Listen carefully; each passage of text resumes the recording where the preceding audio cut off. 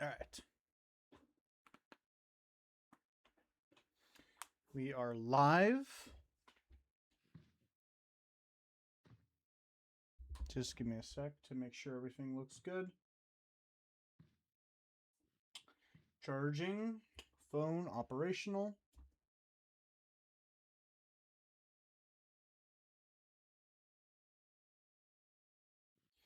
All right. Hey everyone, it's me, Nightlord131, and welcome to today's stream. Today, I decided we're gonna go on a fishing trip, essentially.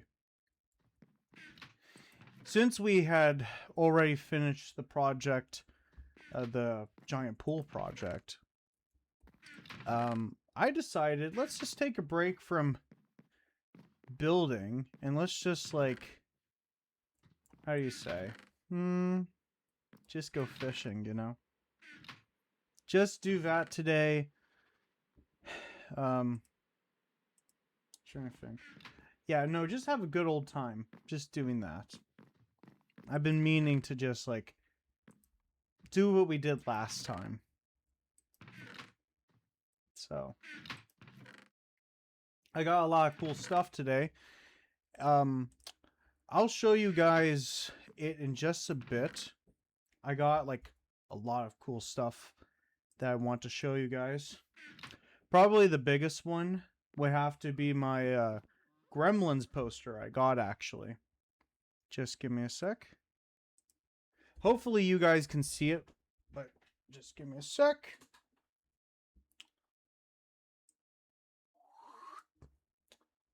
Nope, that is the Creature of the Black Lagoon. There's the poster. That is my new Gremlins poster, actually. It looks really sick in person. I got it at a antique store, and it was really cool. And it actually is like the same size as the Creature from the Black Lagoon poster, actually. So, you know. Here, let me just get that. Cool. Back to Minecraft. Awesome. I also got like a couple other things, like this little gremlin, mogwai, from the mall today, and it's looked pretty sick. I also got, if any of you guys have seen like the movie Pan's Labyrinth, then you know about Ophelia. But I got her yesterday from NECA Toys, and it looks really sick. I did a lot of hunting just to like get her, but now like I'm gonna put her right next to the fawn from the movie. It's like really cool.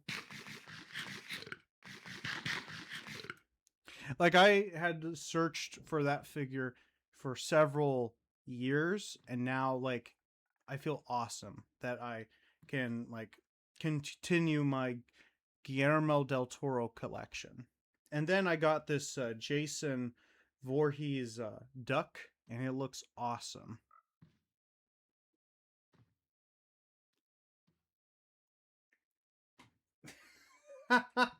Pan's Labyrinth scared the bejesus out of me. Well, you know, it's a great movie. It's a great movie. Let me guess. The Pale Man scared you. That was like the biggest one, right? Yeah, most probably. But no, welcome to the stream. I hope you're doing really great today. Alright, let's see. Today we're just gonna go fishing and just have a good old time at the beach, you know? That's the plan for today. Just fishing. I love it, but it actually was the frog scene. Really? Yeah, no, that movie, like, that scene is intense, but everyone who talks about how, like, scary that movie is, it's always the Pale Man. Or, if you want to be more, how do you say, accurate to the type of creature that is, that would be the Tenome. actually. Pan Man was scary. Well, intentionally scary. The frog wasn't. Well, that makes sense. That makes sense. But honestly, like, in case you don't know, I like collecting like action figures, and I have a whole giant collection of just NECA alone in that case over there.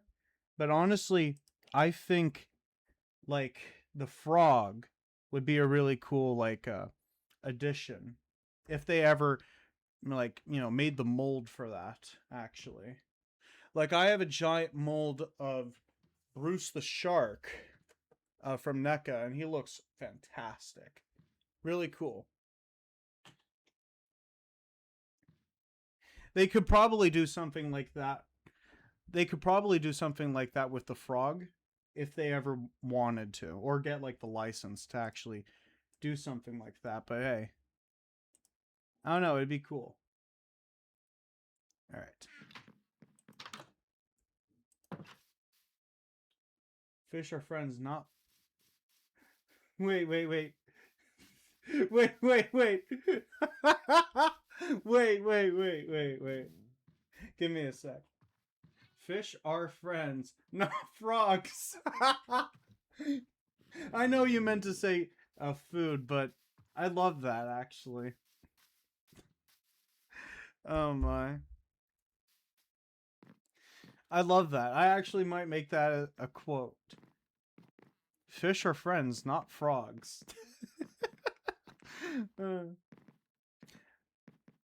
But anywho, this was the project that we finished in the last stream, and that was like a huge undertaking, I'll just say that.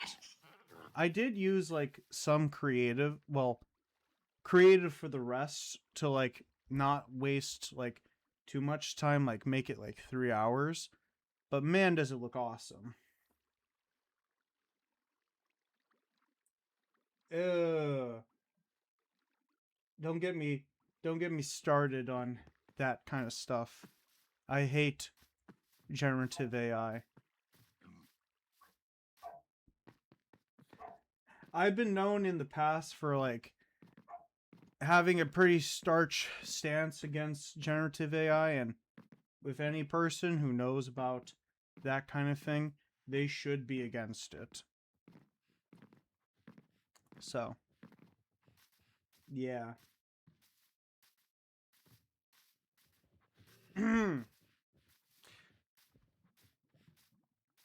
But yeah, I hope you all are having a really great day.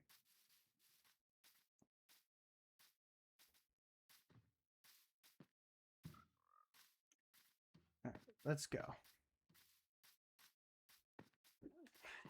Oh, excuse me. I'm trying to think. Next Saturday, I'm going to be playing Maneater, which will be super fun. I can't wait for that one. It's going to be on the I was going to say 21st. No, a 51st anniversary of Jaws. And honestly, it's going to be a really great time. I haven't played a game like that one before, but hey, I think it'll be really fun just to like, you know, go to town on a game like that. That'll be my next story game. So,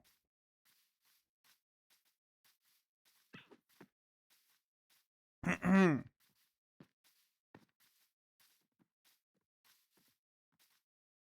right, let's see. We are almost there.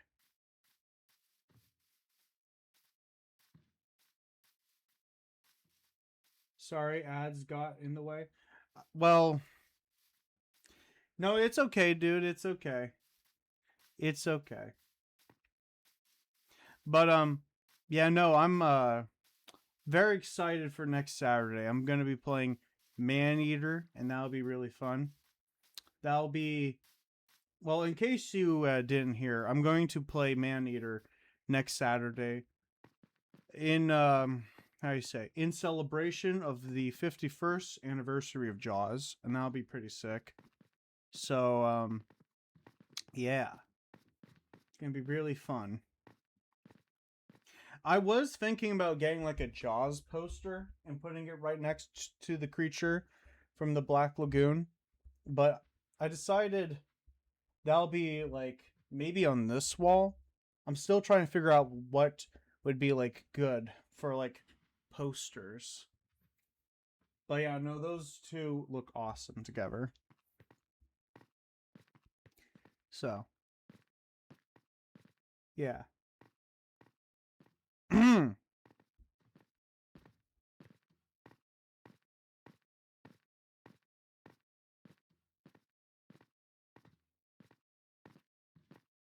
Oh, oh, just give me a sec.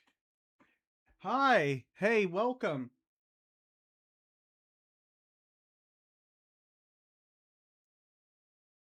Yeah, definitely. How has it been? It's been a bit.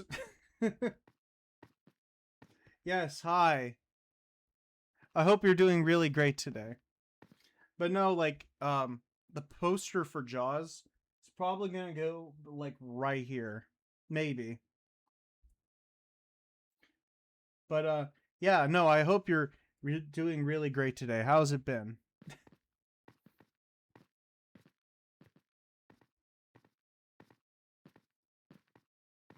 Oh,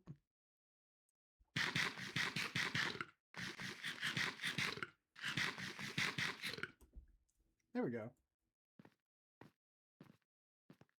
Hi.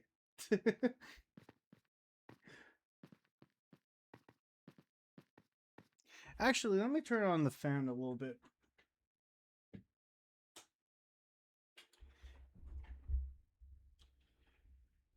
Well, just give me a sec. Hopefully that's not too loud. Just give me a sec. Sorry it took me so long. I've been working two jobs lately and finally have some off time.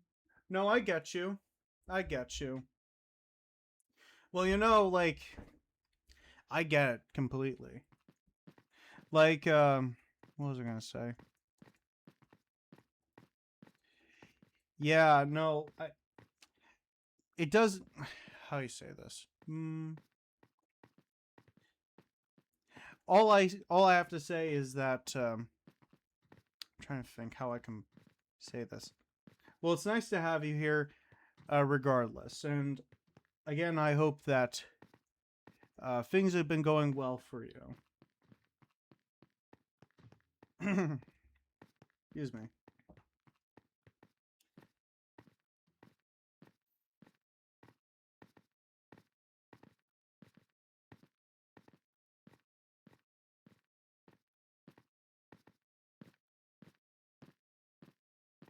There we go. Thank you. Things are going well. Hopefully, they will be. Just give me a sec. Thank you. Things are going well. Hopefully, they will be for a while. Yeah, definitely. Definitely. All sometimes like I've heard it said that the more you like say positive things, sometimes the universe or whatever that is out there will give it back to you. Like you can manifest. I'm trying to figure out how to put it, but yeah, like manifestation. I think it was like a big thing on TikTok for a while where people will like I say like say things will be good, things will be great. And then like through somehow like it becomes like there is a positive thing. Okay, that sounds really complicated, but yeah, that's that's what I try to say to myself. Oh, lol, I thought you meant like topless for a sec. Ah, but you know, I don't know. I try to stay positive as much as I can.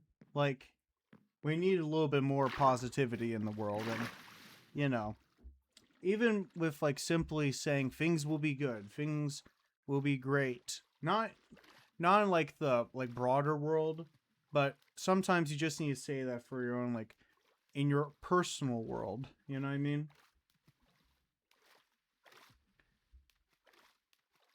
So, that's it, you know. Well, I keep saying but I think I'm getting it across pretty well. But how's your weekend? What have you been up to for your weekend?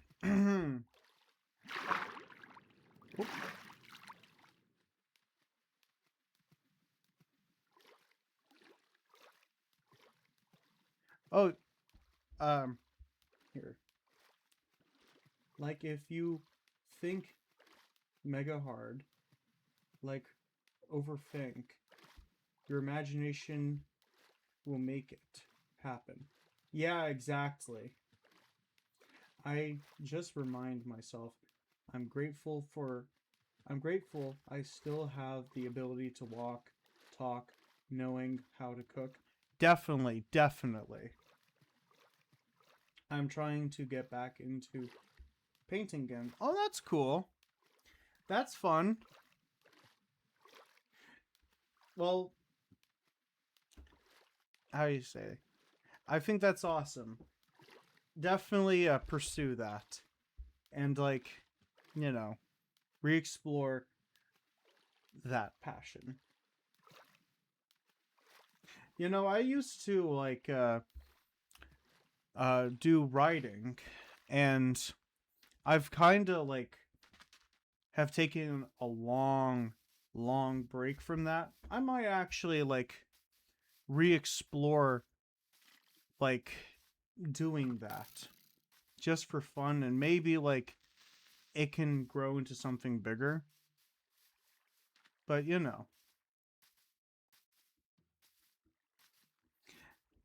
it's good to like take breaks from like those kinds of things and find the spark, find like the love for, insert thing. But I would probably want to try to like, how do you say? Maybe try script writing. I don't know. That would be fun. What do you like to write about? Um,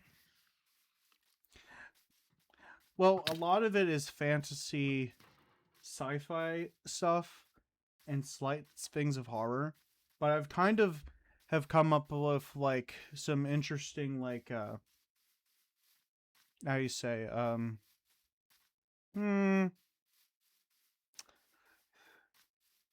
some like sci-fi horror, a little, yes, fantasy as well, but oop, uh-oh, I need to run. Just give me a sec. Oh, um I don't know, I've been taking a little bit of some cues from 1950s and 60s sci-fi. I love that kind of thing. Run, run, night boy. Run. Yeah, yeah. But I don't know. Like, I had this like one idea that it's just an idea for right now, but I do want to like find like a person who would be willing to direct like I say a web YouTube movie. And the idea for this movie idea that would I think would be pretty cool is about if ever I say if you've ever seen like The Crow, that's a really good movie. It's basically about a guy that, how do you say, is with his girlfriend and they're just having a good old time. But then there's like a how do you say, a home invasion, and the girlfriend dies and the boyfriend dies, but like his love for her is so strong that he rises from the dead to get revenge for his girlfriend and other people that have like done wrongdoing. And I was thinking maybe it could be something like that, but it could be like a werewolf kind of thing. Like he doesn't die, but he becomes like a werewolf like thing and goes like and becomes like a superhero kind of, but in a horror film kind of thing. And it would also like maybe take some elements from like an American Werewolf in London. I think that would be really sick. Sci-fi horror is such a cool genre. Make great analog horror movies. Yeah, definitely, definitely. Like honestly, like it would be a mix between The Crow, An American Werewolf in London. Yes, absolutely. I love that movie. And maybe like also a mixture of the Incredible Hulk, because like this werewolf would be like the Hulk. It wouldn't just be the moon that triggers this guy, but much like the Incredible Hulk, intense emotions would like, you know, make him go into like a rampage. And to make it more interesting, there would be like, instead of vampires that would be like the main antagonists, I was thinking maybe like it would be like fairies. Fairies as in like more closer to Celtic mythology kind of like fairies.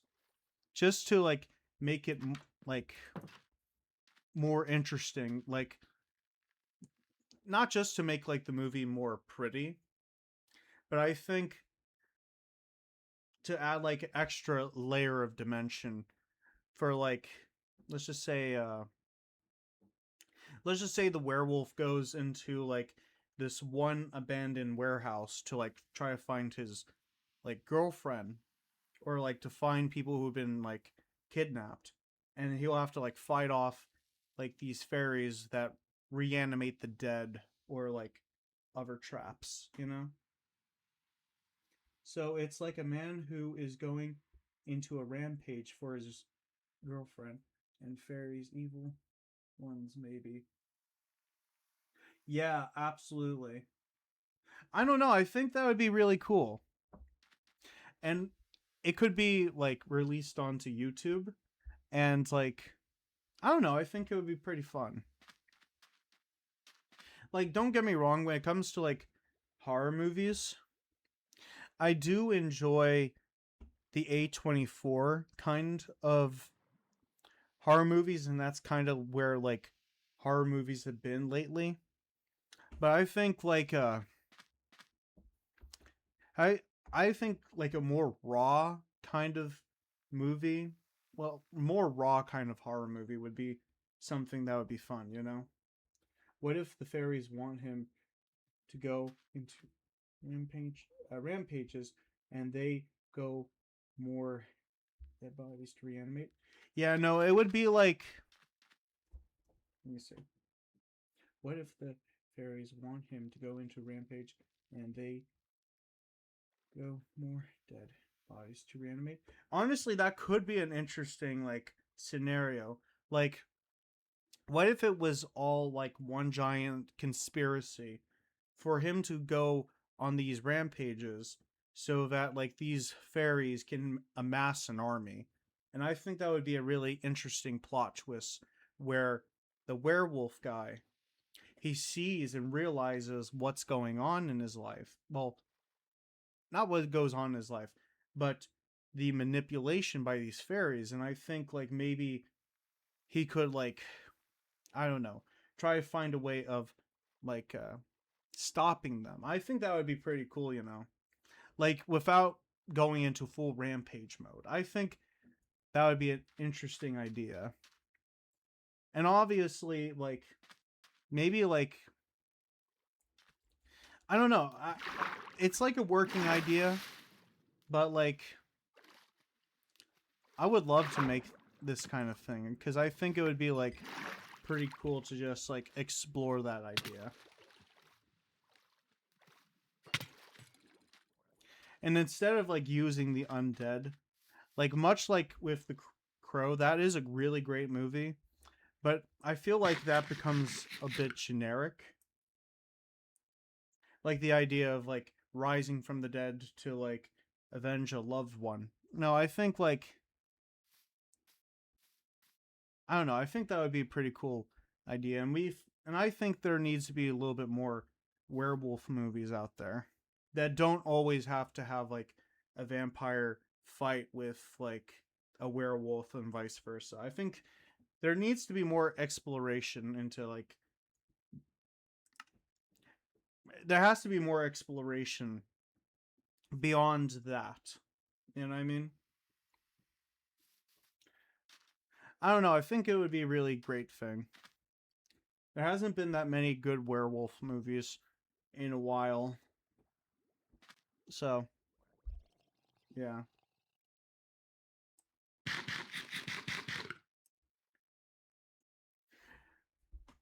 There's also like another idea about like time travel. Oh, just give me a sec. Like, would it be a symbolic way of storytelling of a man who is grieving him pushing everyone away who wants to help?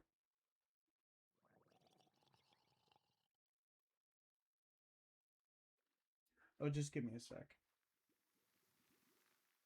And very symbolize how toxic people use grief. Yes, absolutely. Oh, well, I'm sorry if I like I say like push on that. I'm my apologies. But honestly, no, I think actually since you opened that up, honestly, I think that would be great a really great way to like not just tie like how you say like for like a long time you've always had those kinds of like people like mediums who no okay I get you like you've always had those kinds of people like mediums fake mediums that will claim that they can speak to the dead and like they feed on like your grief in order to like how do you say like extract cash out of you, right? Yeah, no, like that's I think that would be a really great way of like not just addressing that kind of thing, but there's also people also in our like personal lives who are also like manipulative and try to like learn things about you in order to exploit those kinds of things. Like honestly, like I think too like especially online we've created a culture of like toxicity where like the closest people to you like make they'll put on a charade and then they stab you in the back and do all that terrible stuff. Honestly, I think in the age of social media, we can have like those kinds of people. Those kinds of people that would symbolize the fairies. Honestly, I think that would also be like a good way of addressing that kind of thing. Cuz honestly, like a lot of when you look into horror and just not just horror but also like storytelling in general, like some well most stories can tie back into like, you know, certain like things happening in the world or even our personal lives. Yeah, exactly. Exactly, exactly. Like, honestly, like, actually, I came up with a plot idea. I came up with a plot idea. What about, like, let me think. How should I put this? What if in this story the home invasion happened and the, how do you say? These fairies take the shape of people and they like know about this guy who has like this curse, the werewolf curse, and they start like manipulating him to like go on this rampage to find like the people who actually did it. But like, you know, I think that would be an interesting way of putting it. And then like I think there would be like a broader way of like making it a lesson on like those kinds of folk. Like I don't know, I think that would be an interesting idea. It's all like, it could use like some like hammering out like certain details, but no, I think that would be a really great horror movie because yes, like the turning into a werewolf is terrifying, but also like, like the viciousness of this werewolf would be immense, but the horror of it too is like these much more powerful people above you doing these kinds of terrible things, like controlling the things around you in order to like have like I'm trying to figure out how to put it. Um, they're the ones who are like orchestrating the whole thing, and you're playing a part in it. But honestly, I would want for this movie, if I ever pursue actually doing this, I would want the werewolf to not just realize it, but I would want to make it like a happy ending where he realizes these people are terrible and doing all these terrible things. And I think he should like learn how to like stop them and give them their comeuppance. You know what I mean? I think that would be a great way of like taking on like um that issue that we're facing in the modern day, but also like making it just a happy ending. I don't know. I think that would be good. I know that's a lot of like things, but I don't know. If you look at like all different kinds of horror movies from like the past, it's been that way, you know? Like there will be a moral lesson and like, sometimes good does win and slays the evil. And sometimes the evil wins and, you know, those are like dualities that exist when it comes to like fiction. The fairies dressed as people, the ones our main character kills, could represent friends and family using the werewolf. What if the fae are changelings? Ooh, ooh, ooh, ooh, ooh. Oh my goodness. Honestly, that could be an I like a that could be a really great idea. And cuz then like when you add that element to it, like these fairies are choosing people to like say werewolf, these are the people responsible, go at them. And when he makes that realization, he's like, "Oh, this is fucked up." And then like he gives the people that he killed like their revenge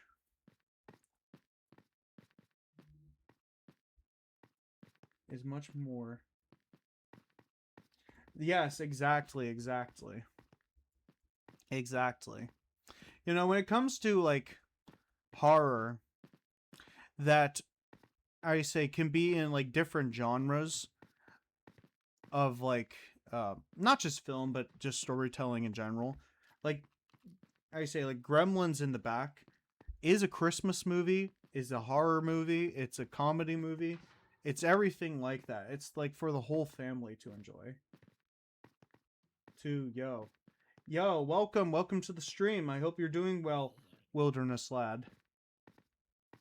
But no, honestly, I think that would be a really cool idea. Like, you know, honestly, I don't know if you're familiar with like classic sci-fi, but classic sci-fi, I say, when it comes to like horror movies and like the changing of times, back in like the 20s, 30s, that was when gothic horror was like it was like the norm. Like with these vampires in giant castles and monsters like Frankenstein's monster and like the Wolfman. You know, that was like what was popular at the time. But 1950s sci-fi, when the atomic bomb happened, when we entered the nuclear age, a lot of movie studios at the time decided to pump out all these different like I say sci-fi movies that explored the idea of what if one of the nuclear bombs that went off had created a giant race of ants, and that's like the movie Them. That's a really good uh sci-fi movie from back then. And that it was like asking the idea of like, you know, the remnants of that kind of thing can persist. You should check it out. It's a really good one. It's free on Tubi actually. It is a bit of a silly movie, but it's like it's very interesting. So, yeah, and also too like around the 80s, well, late 70s, early 80s, that's when we got into like the slasher realm when it came to horror. And like it really started off with like Halloween when it comes to that. Welcome to the chat, Wilderness Lad. What if the werewolf can't remember the property he killed? Yeah. No, honestly, yeah, no, it could be a really great idea. Again, like I do need to like figure out how I would like approach that. But like yeah.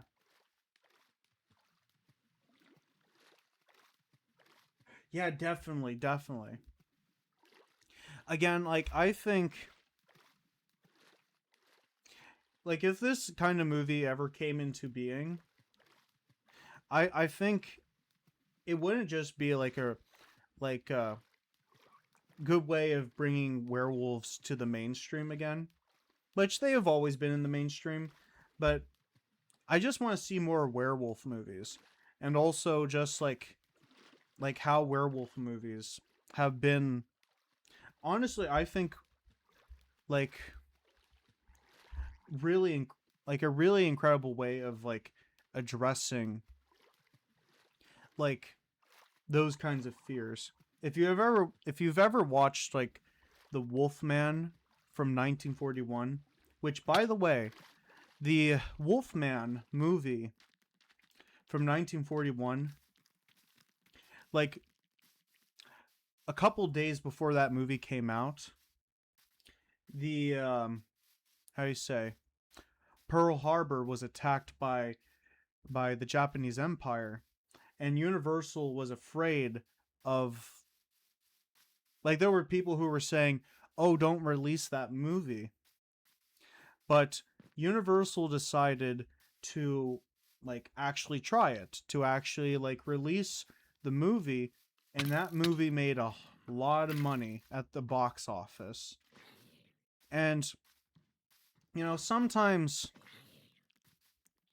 sometimes like I've I've heard it said that sometimes when you have like when you're in like a world of trauma, sometimes you just need to have like an escape from reality. And sometimes horror movies, and not just horror movies, but also like things out there in like books, comics, like escapes from a reality are like a good way of trying to process like big traumatic things like that, you know? Like, I don't know. Personally, I feel like with The Wolfman, with that movie, I feel like it's the most human because Larry Talbot in that movie, he's like a decent guy. He gets bit by the werewolf, and like he starts losing his mind, and he can't go to his friends. He can't go to his family because like like can't believe him. People think he's going insane, and like unfortunately, spoiler alert. Unfortunately, at the end of that movie, it is the father of Larry Talbot that actually kills his son. And like it's so upsetting to see because like in the movie uh The Wolfman, that's actually where we get the idea of like, oh, the only way to kill a werewolf is with a silver bullet or something with silver. Like previously before that, like you could kill a werewolf with any other kind of weapon. But it was that movie that created the mythology surrounding werewolves that, silver bullets and other things like that would actually take down a werewolf. Give me a sec. Like, abuse will try to feed on their partners on hard drugs. Werewolves are given so much bad raps. Yes, exactly. Werewolves have been given a lot of bad rap after Twilight. Honestly, that is true. I've been wanting to watch more werewolf movies. Exactly. People say, tell your family excuse, but it's not that simple. Exactly, exactly. And like, um, how do you say? Lon Chaney Jr., like, he's such a great actor. Like, when he tries to tell his father, the father who actually voiced the Invisible Man back in 1933, he was like, "Oh, you're crazy. You've just had like a crazy man, and mentally you think it was a werewolf." And he's like, "No, father, you have to believe me." And like, what's also great about that movie too is like they're always referencing, "Oh, the wolf's dead, the wolf's dead," and you can see in Lon Chaney Jr.'s eyes, like he's like, "You're saying that about me," and unfortunately, like a self fulfilling prophecy, his closest loved one, the one who really does love him, his father, is the one that kills him, and that's like, it's so heartbreaking when you actually watch that movie. Probably it has to be like one of the best, like I say, like best humanizing movie for like movie monsters, and just like people that felt like, oh, people don't understand me, and then like, when people don't understand you, bad things can happen. Like honestly, like great movie. And the same goes for like a Frankenstein movie. That's a great one too. Part of me wonders if an apology for getting increased disease like rabies, smallpox, TTS, cancer. How can you explain that to your family? Exactly, exactly. Like honestly, like there's some people like who try to figure it out for themselves, because imagine if someone says to you like, "Oh, I have like this kind of disease." And like that's a lot emotionally for a person. And like some people won't always treat it with that kind of like with the seriousness for that kind of thing. Honestly, really, like, yeah, it really makes you think. And that's what I think is really good. And if you haven't watched like Frankenstein from 1931, that movie too, like compared to all the different Universal monsters, that one made around 100, like one, it's like some, like it was like 1 million, like I'm trying to figure it out. That movie made at the box office 1,500,000, like $1,005,000. I can't remember how much that is in inflation, like how much that would be worth right now in the year 2026. But it's a huge number. I can't remember the exact like rate of how much $1,005,000 was worth, like what, how much that would be now, but it's a huge number, and it made like Universal so much money at the time. If any of you guys could how much look up how much that movie made, the Frankenstein movie,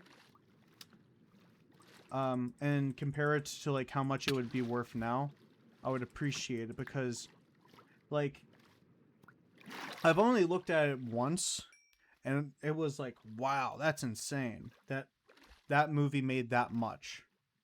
And adjusted to inflation, it would be even larger. Like, uh-oh. Ooh, ooh. Okay, there we go. I don't need this.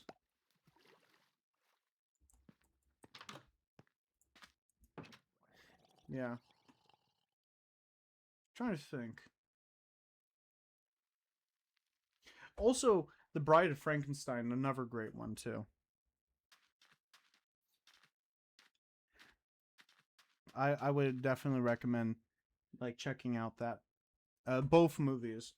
Out of all the Universal monster movies, those two are probably the best. Probably the best. And if you haven't seen like I say the second one, Bride of Frankenstein, that one made me cry, because like in that movie, Frankenstein's monster, I looked it up, it had 12 million in the box office. Really awesome. And how much would that be adjusted to inflation now, actually?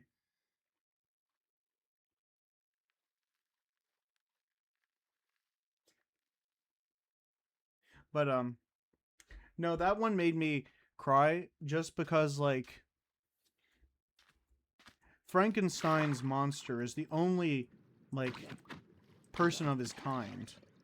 And in that movie, like he thinks he's going to have like a person that loves him, as in like, you know, a romantic partner. And like the bride does not like him, hates him, matter of fact. And like you can see the tears coming from his eyes, and he tells his creator, um, Dr. Frankenstein, to leave and to leave. Okay.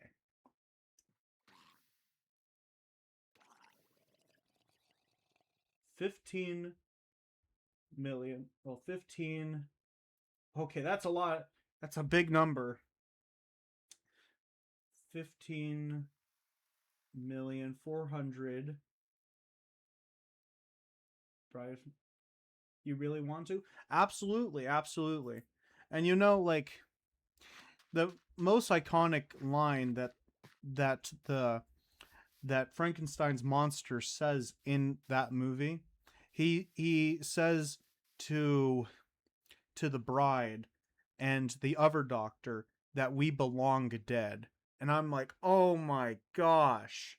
Because like I say, Dr. Frankenstein was brought into this whole thing against his will, and you could you could see the anger in like the monster, because he's like, there's nobody for me. And like, whew, that movie just gets you. It really does get you. Great movie. The special effects in that movie are also incredible too. I actually have um all the, well, I have Phantom of the Opera 1925, I have Creature from the Black Lagoon, and I have all the other Universal Monster movies except all the sequels. Honestly, they are one of my favorites. Oh, never mind. It would be 200 239. That's insane. That's insane. Can you imagine like that number for a sec? For like a Universal movie back in the 30s, it would be now that. Yeah, exactly, exactly. Again, like, you don't have to be a horror fan in order to enjoy those movies. If you enjoy movies in general, you should like watch them. They're that good. They're that fantastic. Here, let me get this fish. I'm actually like, oh, hey dolphin. To briefly talk about like tattoos for a sec, which, you know, I talk about tattoos a lot here on the stream, but I'm planning on getting Dracula, um, probably on like this arm right here, and I'm actually, no, I might put him right here. Dracula here with Phantom of the Opera from 1925, and the Creature from the Black Lagoon right here, right next to Anubis, actually.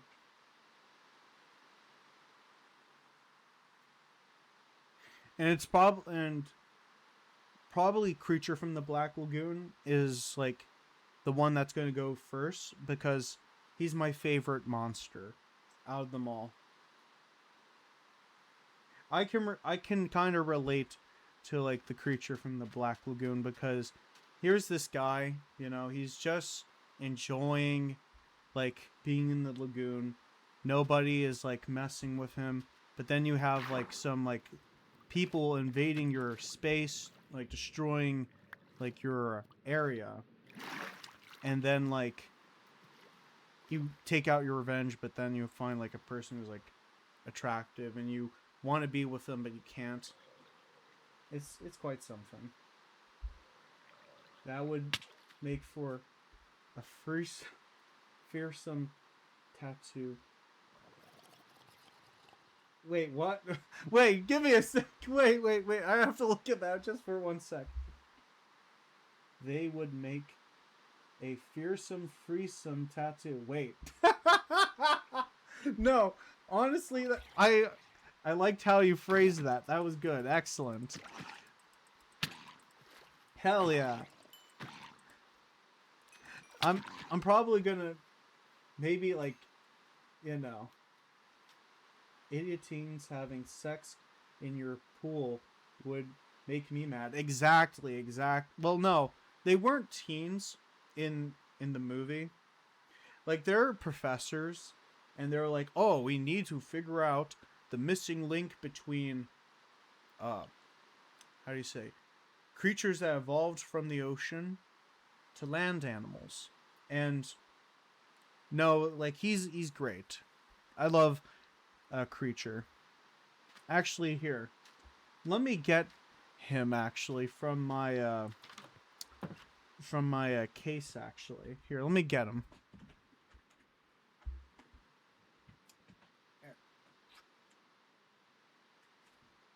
Oh, excuse me.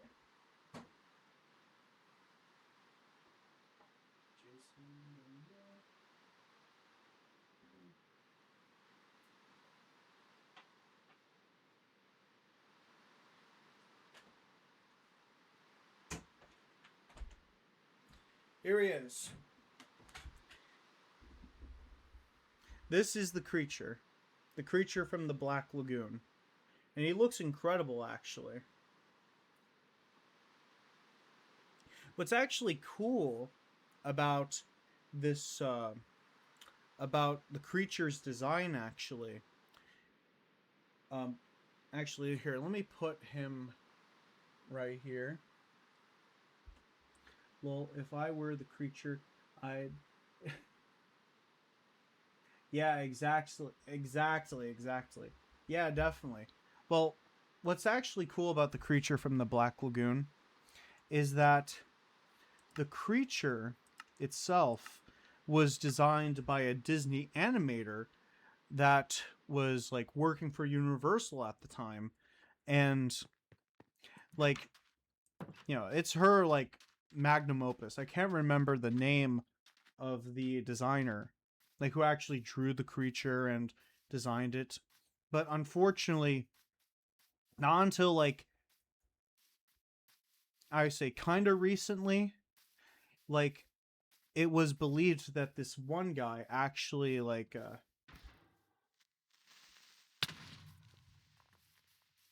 yeah, wait, creature, you professors get off my property. Yes, exactly.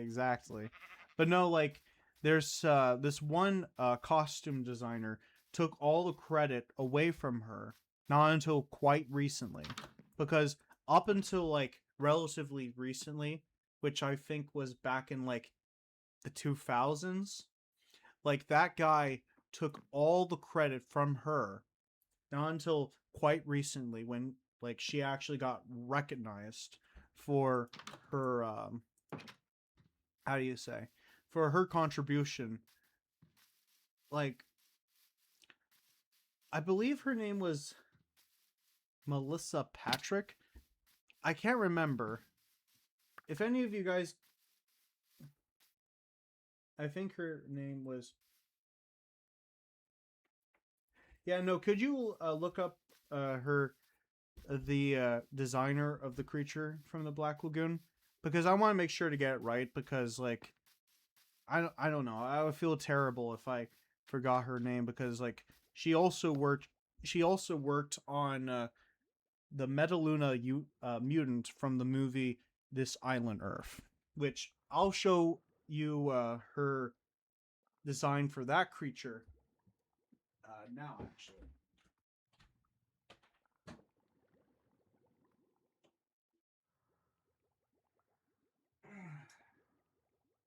There it is.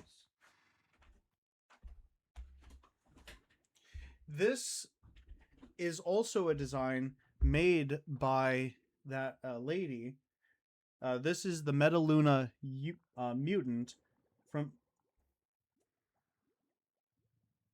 Millie E.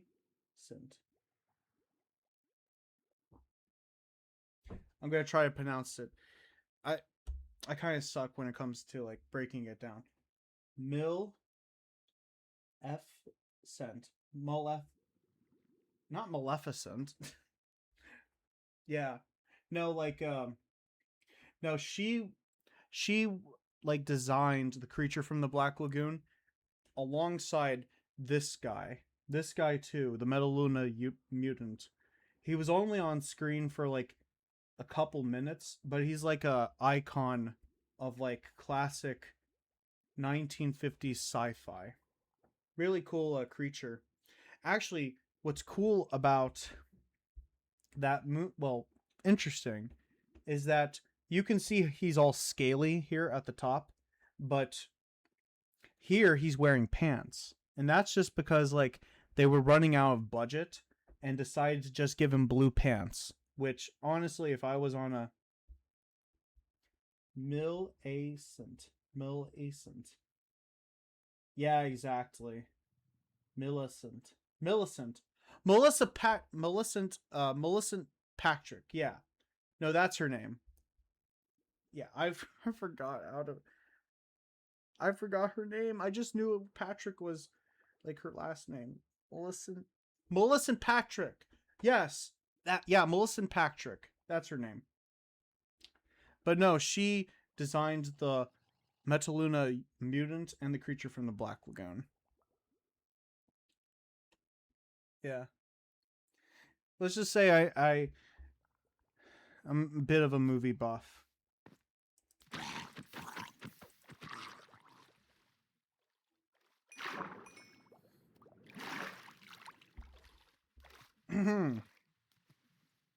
Alright, let's try to get some more fish, actually.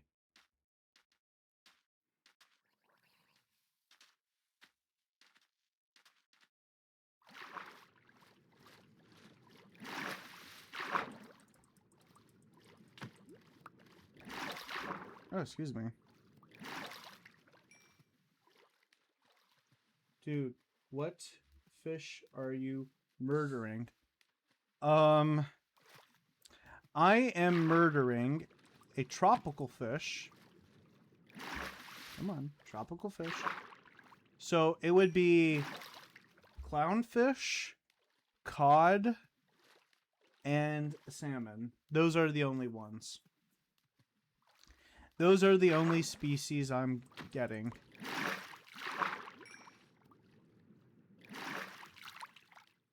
Yeah, poor Squidward.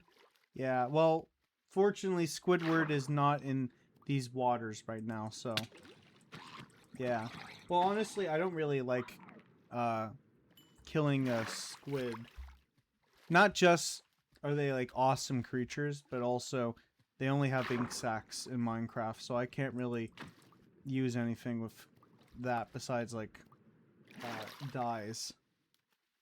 So yeah. But oh yeah, by the way, I did see the new He-Man movie, Masters of the Universe.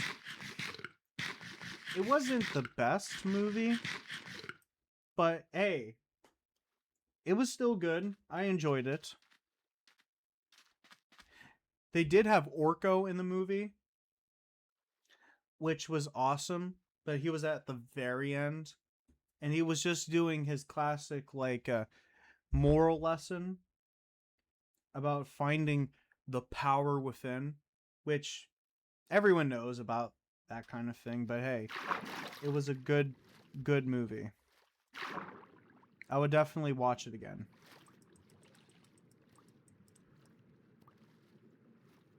Oh, come on. All right, there we go.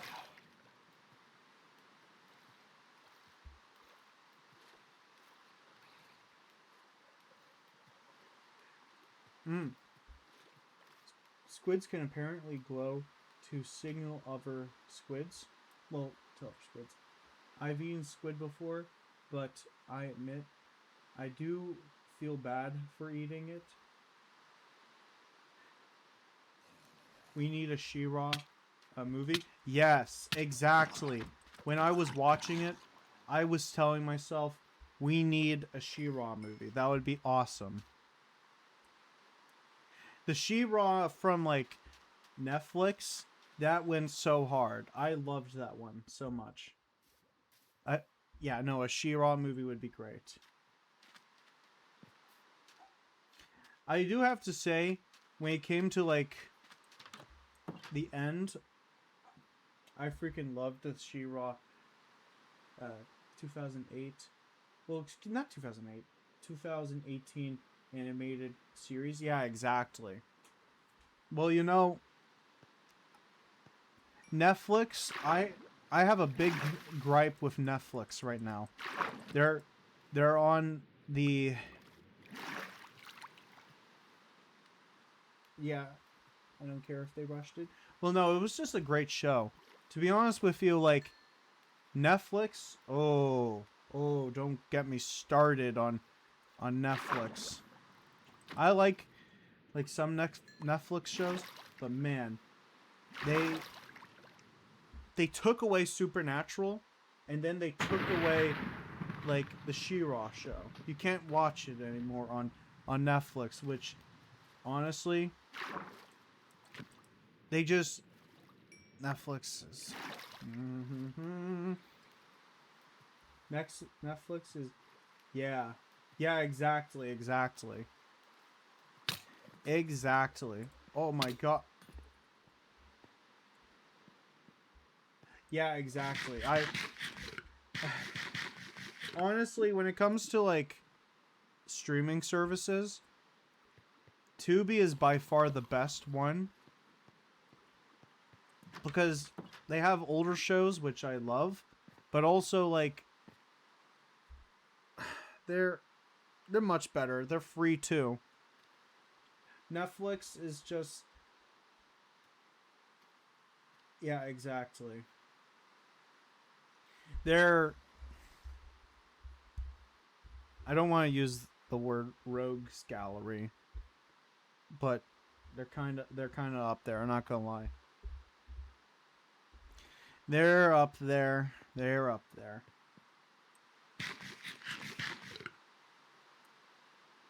Well, how do you say this? When it comes to like with Tubi, how do you say this? Out of all like the streaming services,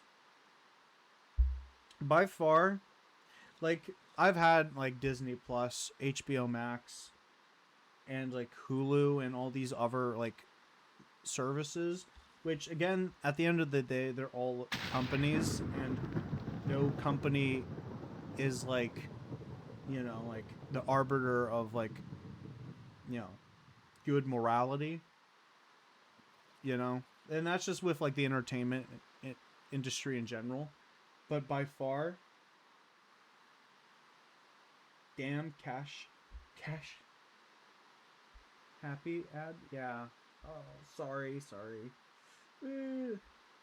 But no, like, all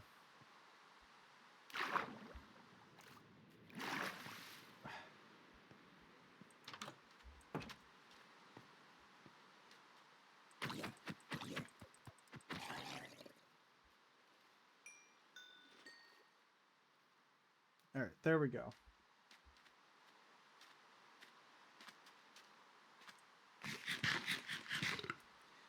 What was I gonna say?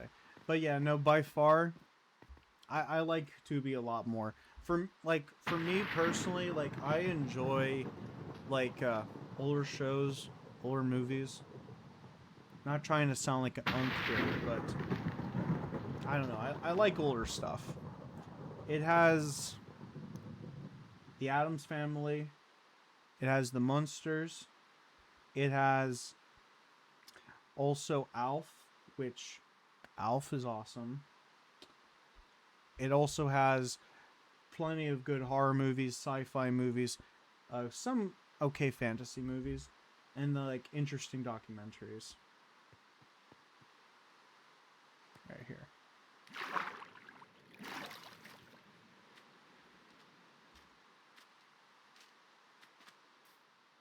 But yeah.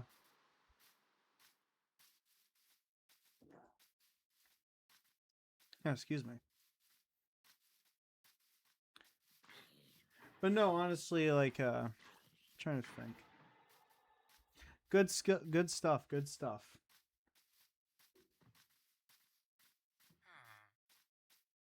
Hmm. Trying to look see. Is anyone seeing any other like good movies during the summer? All right, let me drink a soda. Mm.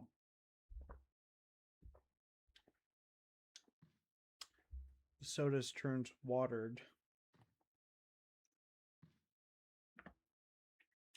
Mm. Probably not going to drink the rest of that. Ooh.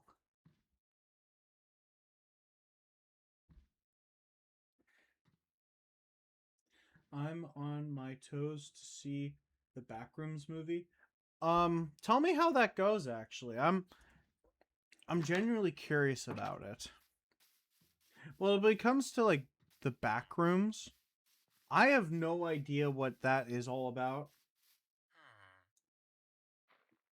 Are there any that you want to see? Oh, I'm gonna go see that. Gonna go see this Supergirl movie later this month, or maybe probably in July. Then there's this other one called at the end of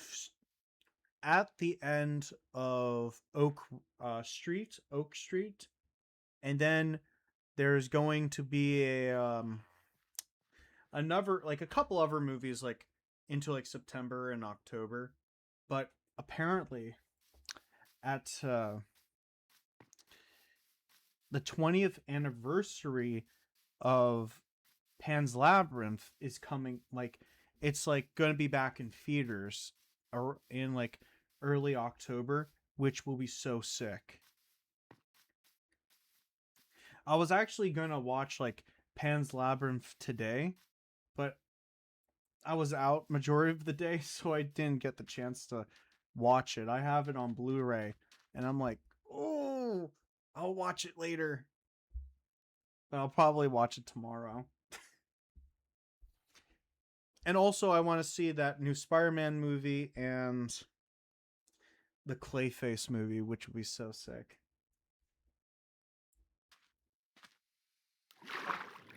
But no, what is the Backrooms all about? I'm not entirely sure. I would love to see Pan's Labyrinth in theaters. Well, it's coming to theaters in early October. I think at some like select theaters. So I don't know. It will be really sick. And speaking of Pan's Labyrinth, I know I showed like Ophelia on the stream, which it was like a long time to actually like find like some like person who had it like had the figure. That was like a really hard one to actually find.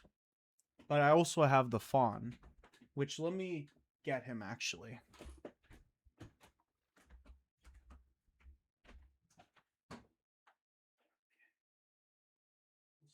View over here.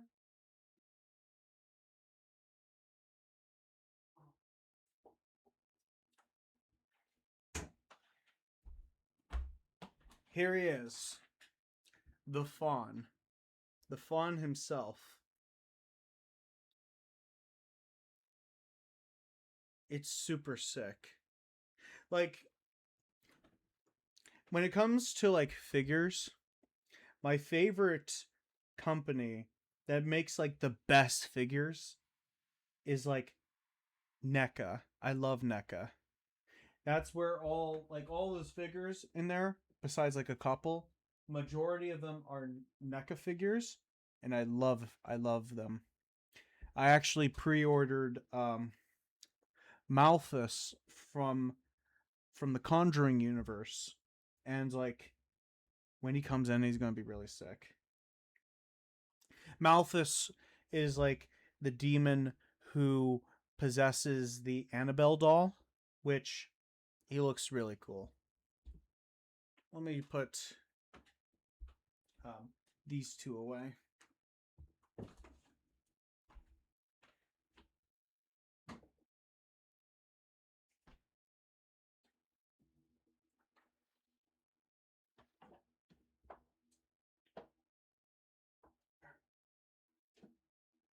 Stay. There we go.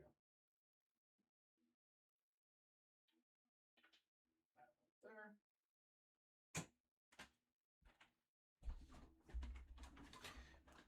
Every time I open the I open that over there, the display case, I feel like the Annabelle stuff, like they're all like cursed objects, and I have to be careful on how like I open it and make sure none of the figures fall because like again, they're not cursed, I swear. But I kind of feel like if I mess if like one of them falls, I'm doomed. I'm done for. All right, let me see. The Backrooms is about a character where you glitch from the world like you're in a video game. The main premise is basically you are trapped there with endless halls. It's a lot like The House of Leaves, the book. That sounds really interesting. Hmm. That sounds really interesting. You know what? Now you got me interested. I might have to go watch this thing. This actually sounds like ooh.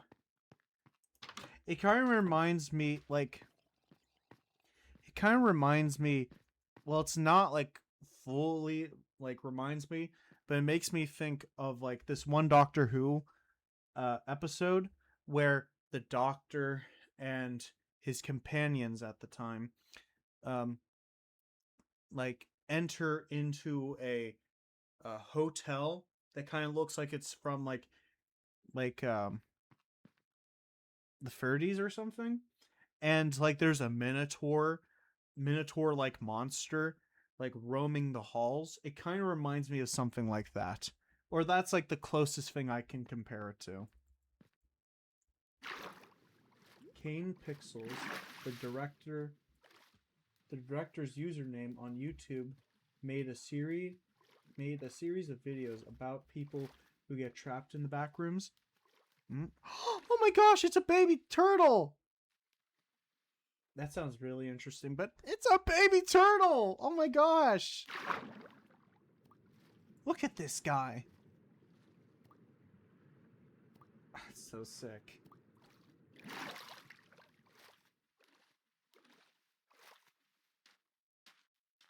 That's cool.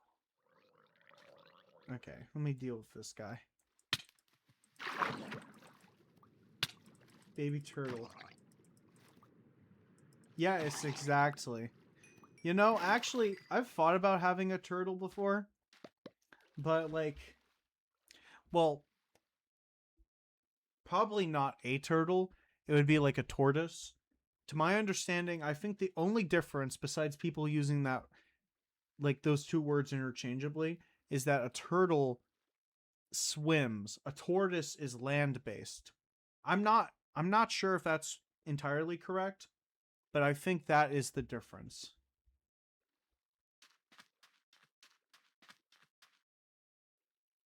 Oh look, here's another turtle. How much fish do I got? Okay, I got a lot of fish. I like turtles, but I don't think I can commit to a turtle that outlived me. Yeah, exactly. Well, you know, honestly, when I saw when you said I like turtles, it made me think of the meme. I like turtles.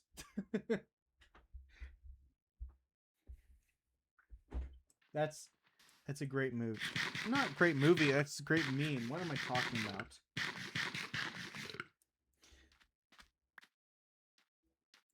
Zombie Kid meme. Exactly, exactly. To be honest with you, my meme index has not really updated in like years, except like a couple. The one, the only like memes I know is like 6 7. What's that other one? Like top six scary movies, like horror movies or something. And then there's like the computer. Uh, that one other meme. Mine too.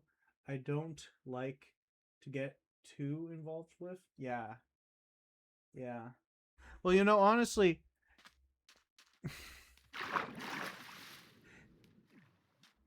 what I've only heard about this meme like from like another streamer I was watching, and he was like talking about like he was looking at this one person who was like a like a very big homophobe, but like the joke that he was saying was like after this person would get off the computer and stop recording, they would type on their computer, show me two men,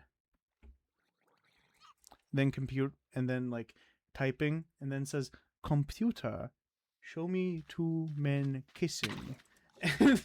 Like it just made me laugh because like how it was like said, I don't know, that made me laugh. It's just like silly things like that, you know, crazy stuff, super crazy and cringe stuff. I don't like them putting chemicals in the water because they make the freaking frogs gay. Exactly. Wait. Here, I'm gonna commit. Just give me a sec. Let me see if I can find some like paper. Here. Let me find if I can find some paper.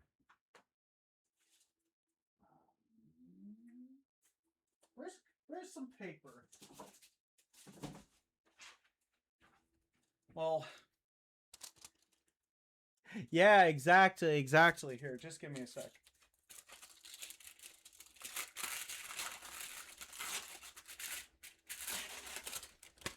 This is just mail. I should definitely look at this later. All right, here. All right. Here we go. Right? Here, let me see how I can put this. I don't like them putting chemicals in the water because they make them just give me a sec. Make it more dramatic. I don't like them putting chemicals in the water that make the freaking frogs gay.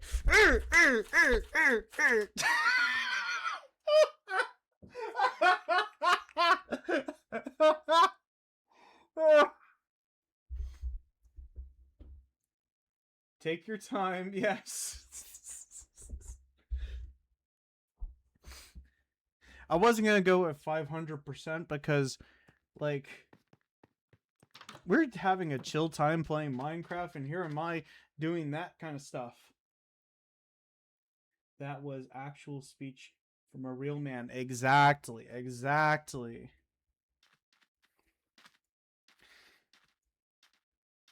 I think he's been taking a little bit of the silly juice.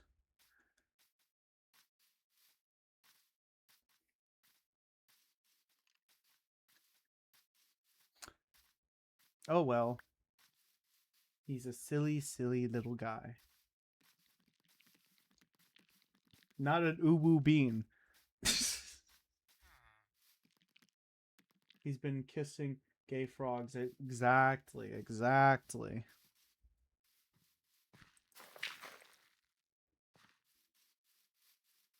Again. Yes, he can't stop himself. I think you can actually get like a disease from, well, no, not a disease, an infection actually, if you like kiss frogs or something, right? I don't know. I think that's a thing.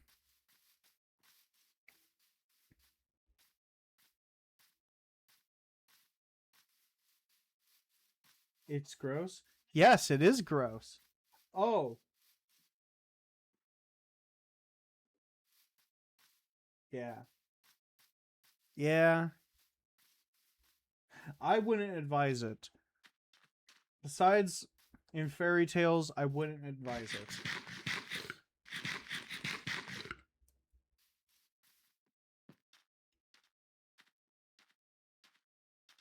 Alright, let's find some more fish. We're just here to like hunt some fish for a bit Well, fish for some fish, and then I'll probably head back home. Oh. Well, actually, I'll wait until I get some, like, cod. By the way, um, I went... Oh, just give me a sec.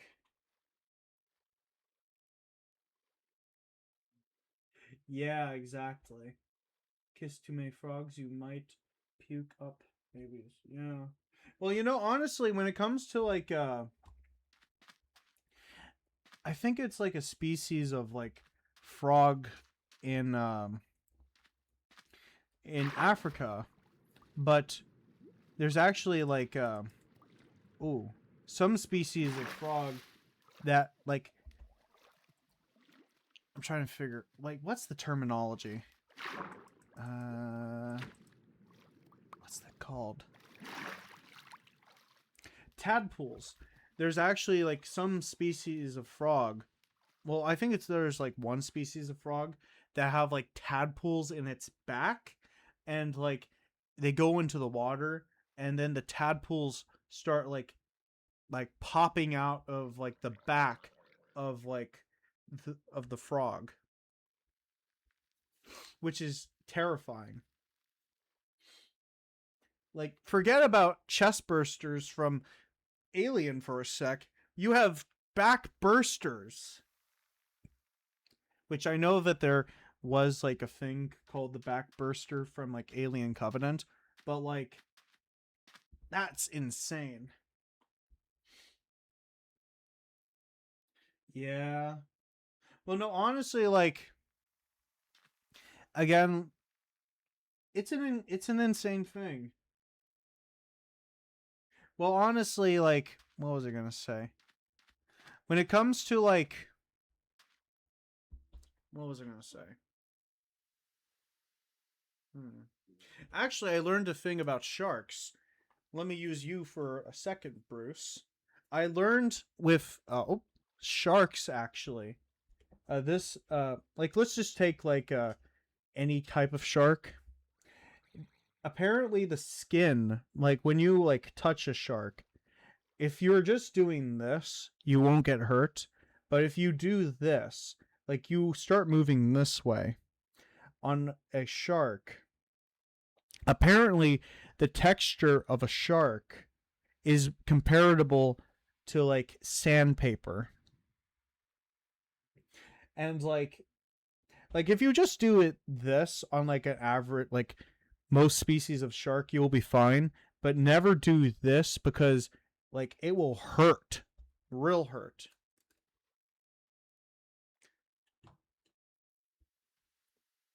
To be honest with you, I've been, like, loving sharks lately.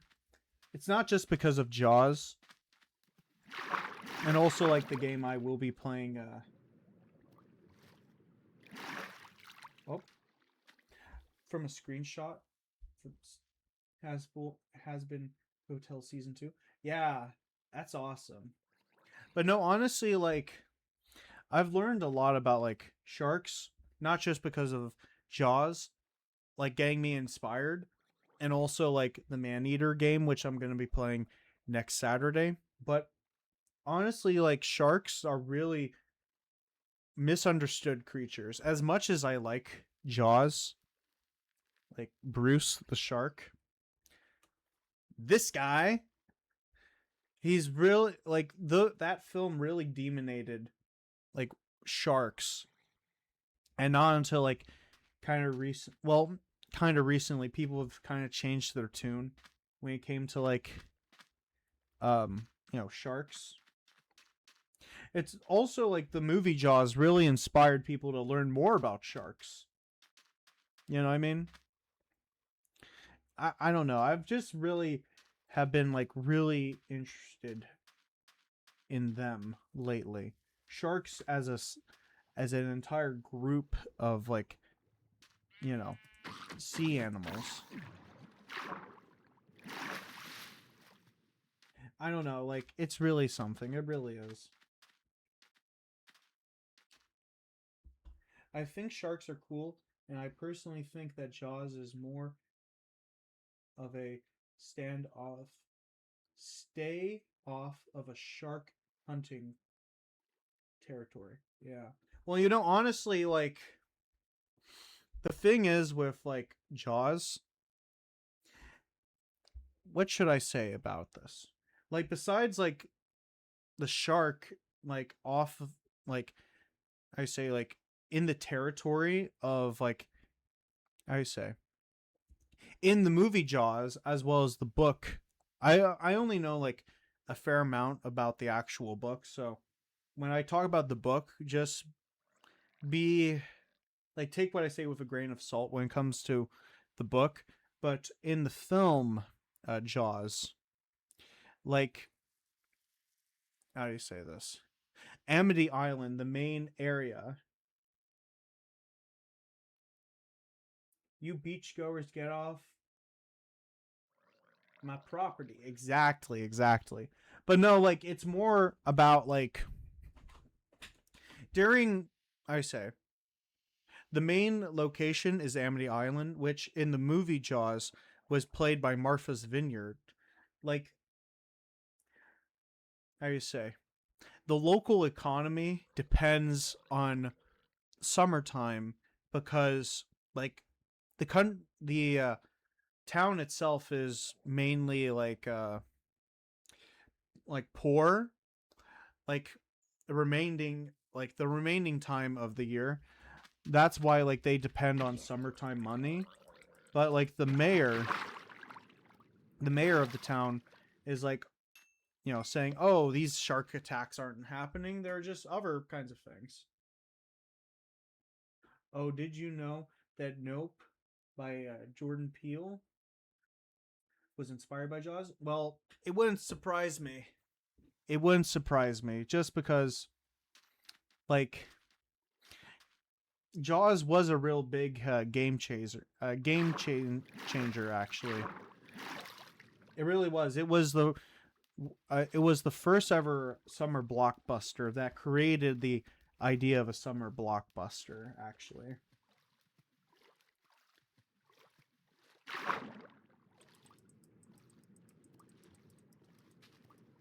I'm actually well I'm still trying to figure out like plan it out, but I'm planning on getting a I say a Jaws tattoo.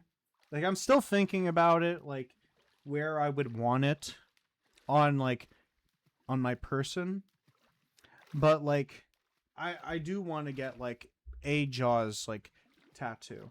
That's going to be on like my thigh, like on my left thigh. Like here, just give me a sec. Actually, all right. On my left thigh right here, I'm planning to have um the xenomorph from Alien, like from the Aliens franchise. I'm also planning on having a gremlin, probably Stripe, alongside Pennywise, the dancing clown, and also Jaws. Like I would have. Just give me a sec. Actually, don't sharks actually don't go after people. Maybe you could get a tattoo to look like it swallows your leg. Yeah, yeah. That would be cool. That would cost a lot of money, but also like that would be painful too. That would be ooh. That is a cool idea though. That is a cool idea. But no, honestly, those I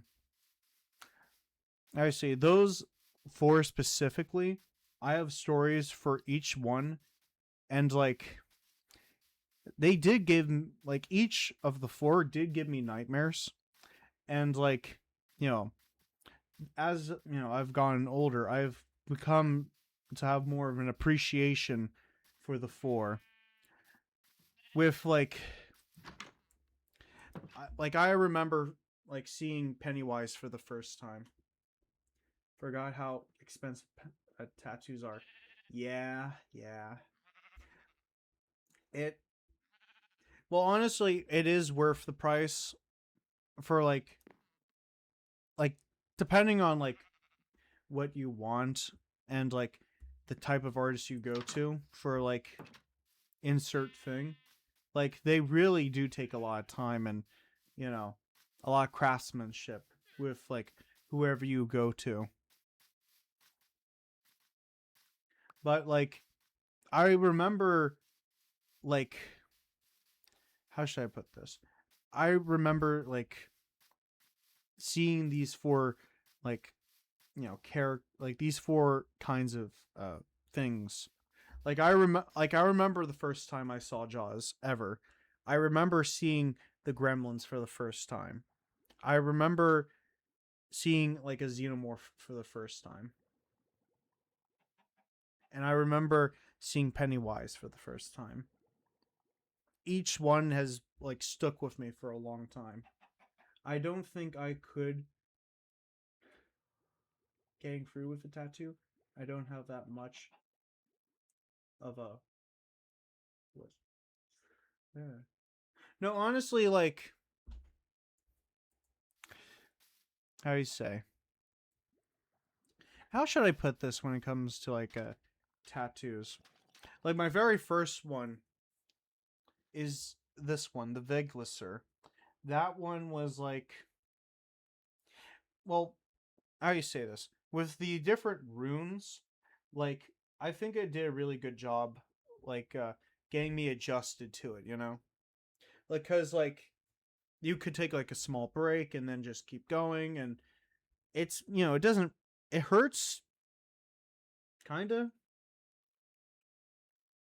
Well, I've only got them on my arms, so I can't really like arms slash shoulders. So I can't really say for other parts of the body, but sometimes sometimes it is in one's head, but sometimes too it's like, there are reasons. Those four horror movies were so impactful that they yeah, exactly. Like the first time that I ever saw Jaws, I've talked about this before on here before. Just give me a sec. Wish my first horror movies were like that for me. Well, how do you say this? I'm curious what movies you've seen. Um, what movies have you seen that were like your first horror movies? For me, like the first time I saw Jaws, it was I went over how do you say like our neighbors had like how do you say this childhood friends. They were like sisters, like to me and my sister. We would we went over to their house and like we're being babysit, right? And there was this little block like TV and like I don't know who put on the movie Jaws, but I watched it and I was it it left an impact on me. Seeing Chrissy being dragged like around violently and then being like brought under, that impacted me. Like being like, "Oh my gosh."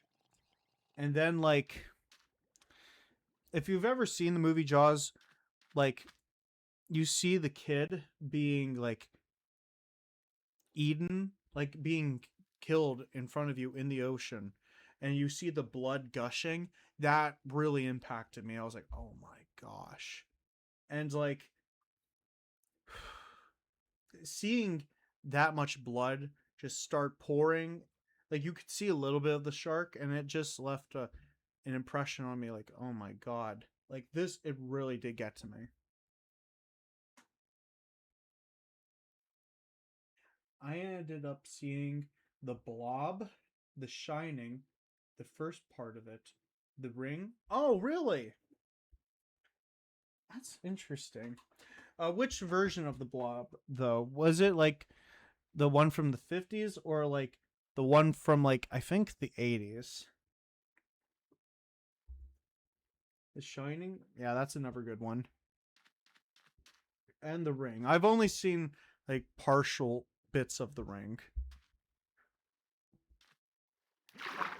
But like the first time I saw Gremlins was I went to the beach somewhere in North Carolina, and like Nickelodeon, like early 2000s, mid 2010s, around like that time, kind of like what like Cartoon Network had with like Adult Swim.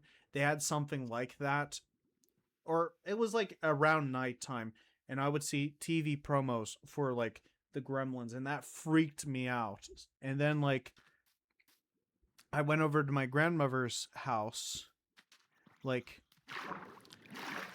years later, and then I actually watched it, and that like it impacted me. But then I started to like, oh, this is a great movie.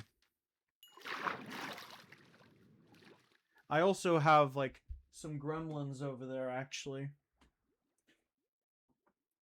and a tiny bit of Alien movie where, yeah, yeah, the Blob from the 80s. I saw a man in a suit get dissolved alive. Yeah. Ooh. Ooh. If you haven't seen Alien, Alien is another really good one. That's arguably one, also like one of my favorite, like not just horror movies and sci-fi movies, but probably movies in general. I have way too many movies I love. I might have a fear of being dissolved. Yeah, that's another like fear that I'm like, I don't know about that. Yeah. Well, when it came to like the xenomorph, like from Alien, Alien is my top 5. Yeah. No, it's a great one.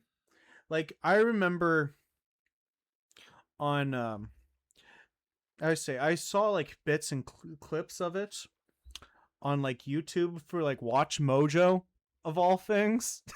And the same when it came to like Pennywise the clown with Tim Curry, and like I had like a fascination with like Alien. I actually have, okay. I keep showing my figures, but hey, that's okay. YOLO, I guess. Let me go grab them, actually, so I can show you. All right, let's.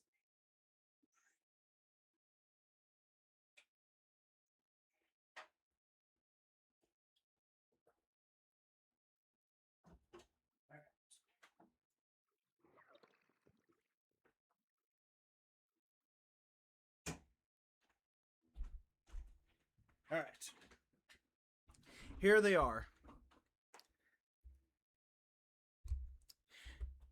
This is one of my first ever NECA figures ever. This is a warrior xenomorph from the movie Aliens, and like I loved this guy.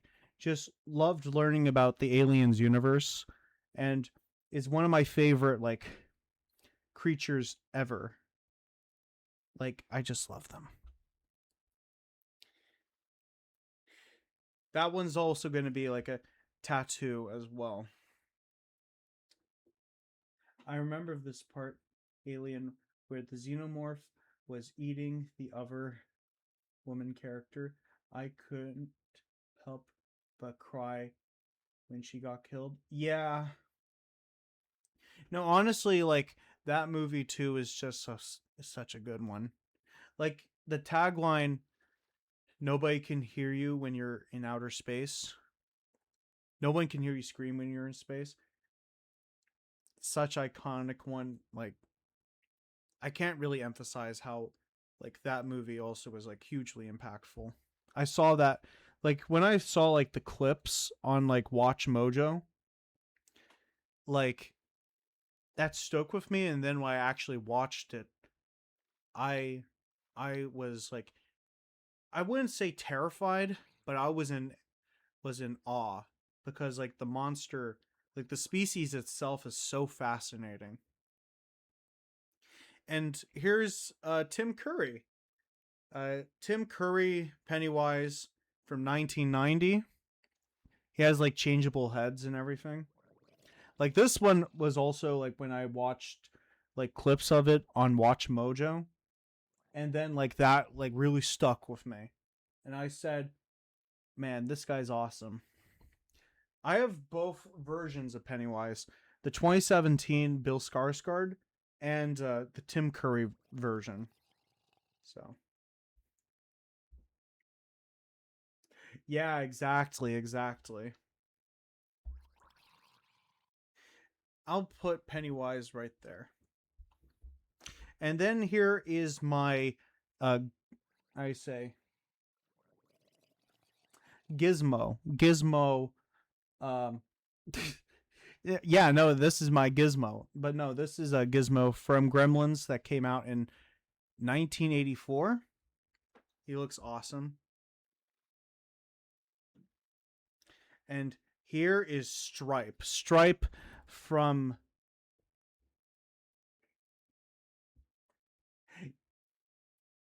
Yeah, exactly, exactly. This is a Stripe, and he just looks so sick. He really does. One of my, like, another really sick one, too.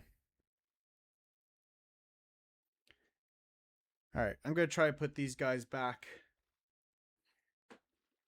I've just been showing so many figures lately. Oh, but hey, I love collecting figures. People will look at me and be like, "That's weird. Why you collect figures?" Well, I like figures, and yeah, that's it. So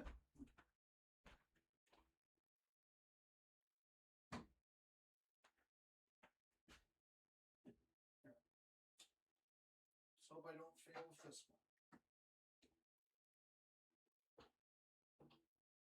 There you go. Sit, go. Otherwise, will be easy. Stands easily. You are going to be the hardest one. Okay.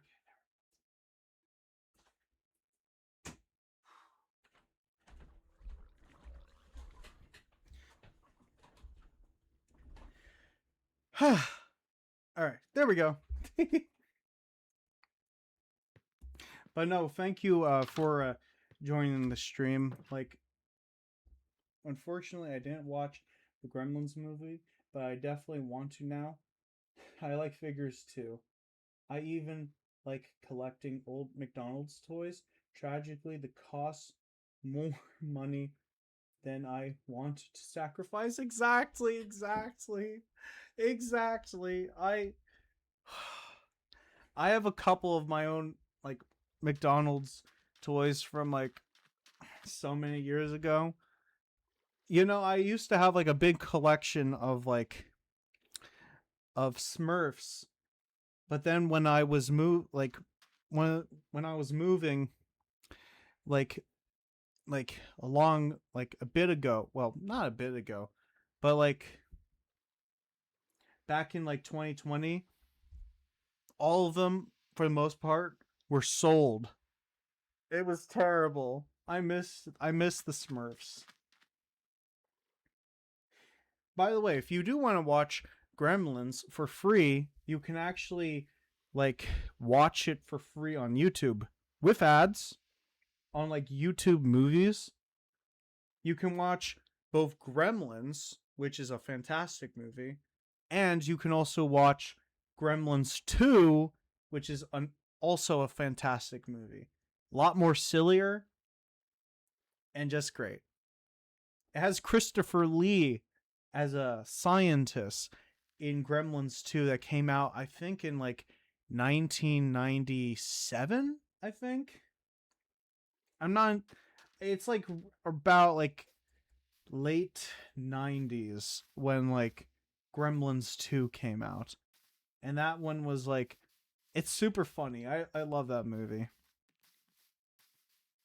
Christopher Lee. Yeah, exactly.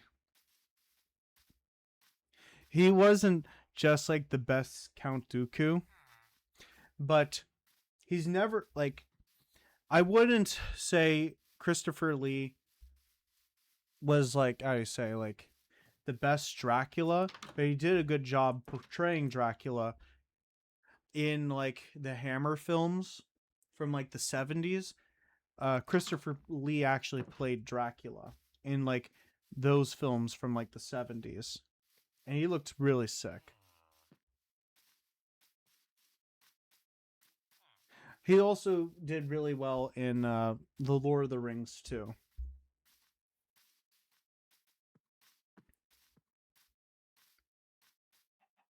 Man, that Christopher Lee is a legend. You know what I mean? He really is. Well, was.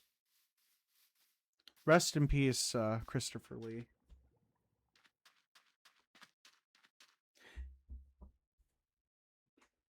He totally did. He knew J.R.R. Tolkien too. Exactly. Do you like Christopher Lee? Like, like a lot of those like how you say like hustler kind of people. Yeah, exactly. Like those hustler, like manosphere kind of guys that are like always quoting like Arnold Schwarzenegger and like all these other like movie actors from the past. Like honestly, like to think that he served in like World War II, he had learned dozens of languages, was also a skilled, I say like if skilled in fencing, and did all these fantastic movies. Like he really is just like more of a legend. Like I think, well, that's the only word I could describe him as an icon, legend. He's everything in between. Yeah. Rest in peace.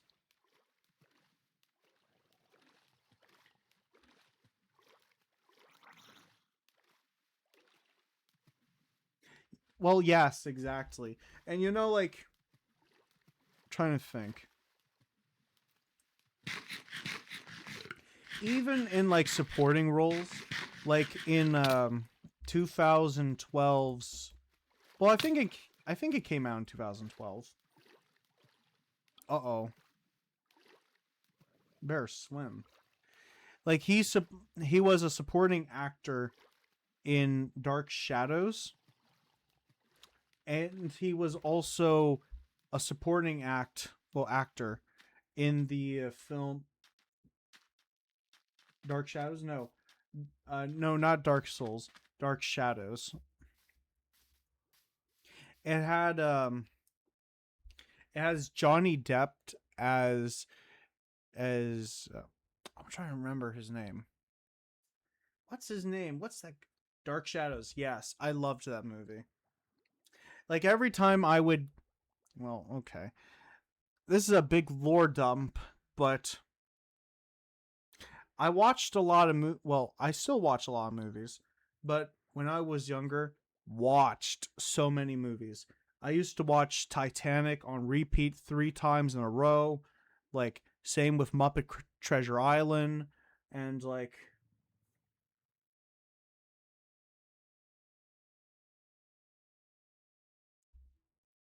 Twinkified that vampire man. Exactly. I wait. What is his name? I'm trying to remember. What's his name?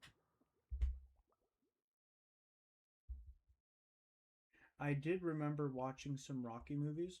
Cool. No, what was it? Collins?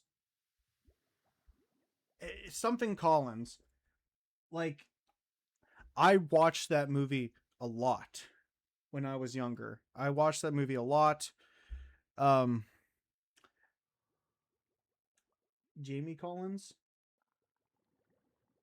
I think it was Edward Edward Collins. No, no, no, not Edward. Is it Edward? Is it Edward? Something Collins. I don't want to. Oh God, no! Oh no! I watched Aladdin religiously as a kid. That's awesome. Oh God. Oh no. I just thought about it. Maybe there's some other people out there who like vampires and they can correct me. I think oh God. There's Edward Collins in Twilight, right? And then there's like another vampire guy named Collins. Maybe there's like a weird vampire connection with the last name Collins. There's way like too many. There has to be like a reason. Oh gosh, a more complexity that I can't handle right now. Barnabas! Barnabas! Barnabas! Barnabas! You named him! Woo! Barnabas! Barnabas! Woo! Awesome, awesome. Oh my gosh. You did it! Woo! Okay, I'm sorry.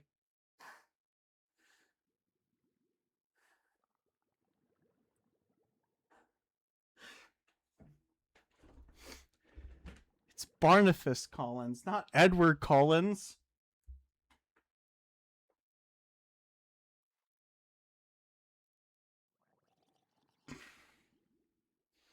I'm sorry for that. Um, I'm 25 and I'm doing stuff like that. Oh well. I'm sorry if that was a little bit out of pocket, a little bit. Well, not out of pocket, but just, man, I feel embarrassed now. Oh no. I get a sticker. You do get a sticker. Not just are you getting a sticker, but you will also get a cookie.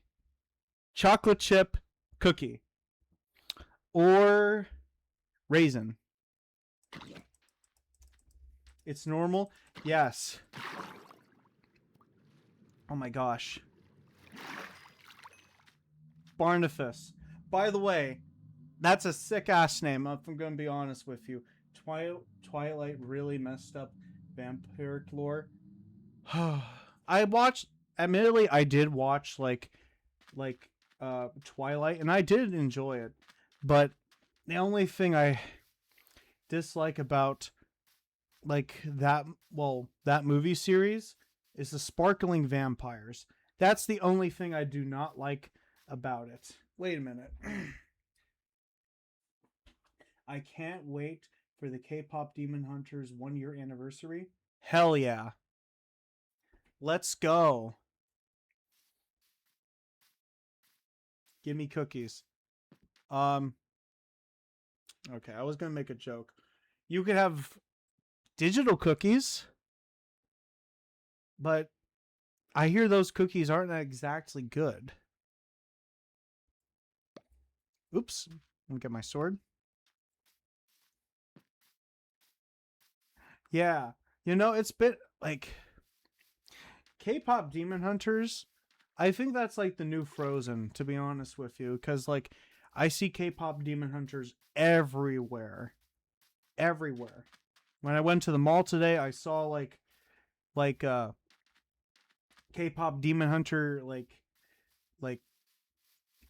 candy and like K-pop Demon Hunter this and that. Honestly, like I enjoy K-pop Demon Hunters.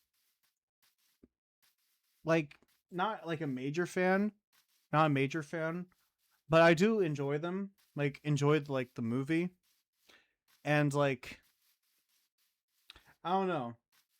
I think we're seeing like the new Frozen because like you'll still see like some Frozen stuff here and there, but not as much as like you used to. But also like how long has Frozen been out? Like it came out in like 2013? Yeah, 2013.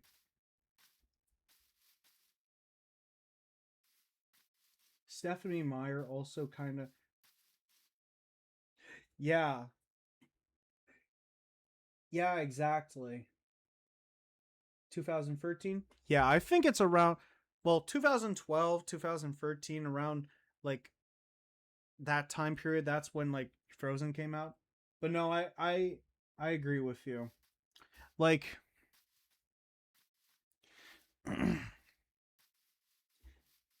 I don't know. It's a wild time. It really was. I have yet to see K-pop Demon Hunters. Forgive me. It is from 2013 when Frozen came out. That is wild. By the way, K-pop Demon Hunters, like I say, when it comes to like music from that movie, it is pretty fire. It is. Like it's a really good one. I've only watched it about like maybe like two times, two times, but even then, like I'm amazed on like how big like K-pop Demon Hunters has become because I think most people can agree that like we kind of live in a culture now that is all about recycle.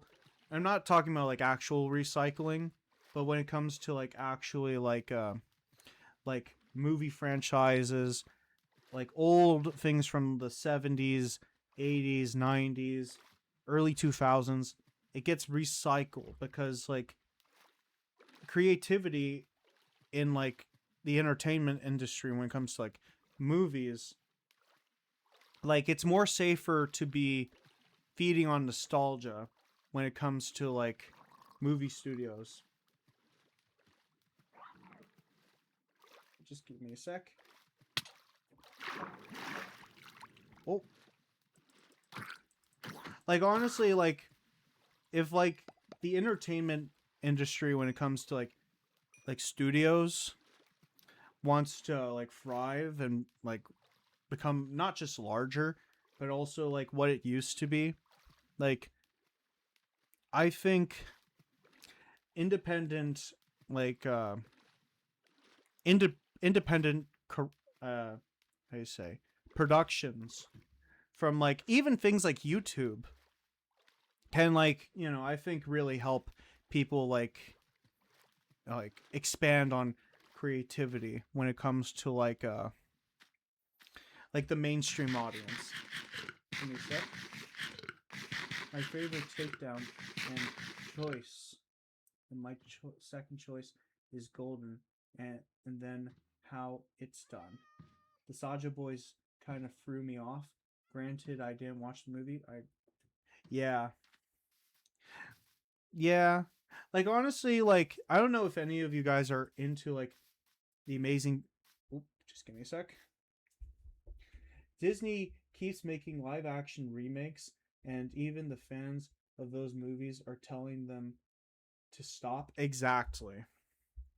Like, to be honest with you, I recently watched the last episode of The Amazing Digital Circus, which I'm going to keep the promise that what, was said in that movie theater, like before the actual like episode, well final two episodes showed, the guy who voice acts Charlie from Smiling Friends was like, "Hey, thanks for supporting the production.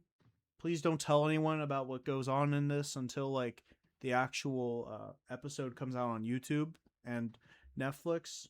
And then like says thanks, all that stuff. And then like yeah, I won't give any spoilers. I promise I won't. But it's crazy to me that the Amazing Digital Circus started off on YouTube, blew up, and then not just like Netflix picking up like the show and putting it on there, but now it's like in Fortnite. It's in Fortnite. It's in like all these other major places. It's really incredible. And I think it's going to like be wonders when it comes to like the entertainment industry in TV shows and movies. Like, I don't know, it's awesome. It's a great time to be into like independent like art. Independent art. Thank you. You're welcome. I'm not going to spoil it.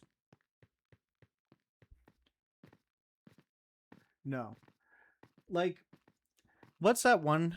Like, besides like Hell the Boss and like Has Been Hotel, that's another successful story too. But Glitch has produced like a lot of great shows that are coming out, and it's like super sick. Like the Gaslight District. That's another cool one too. Um, there's another one where like they're like video game characters, kinda, and like there's like traveling to different planets that has like a Schlatt voice act in that. There's like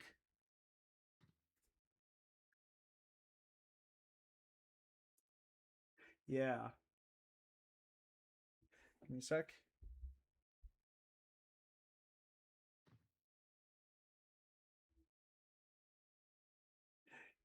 Well, that's awesome. That's great.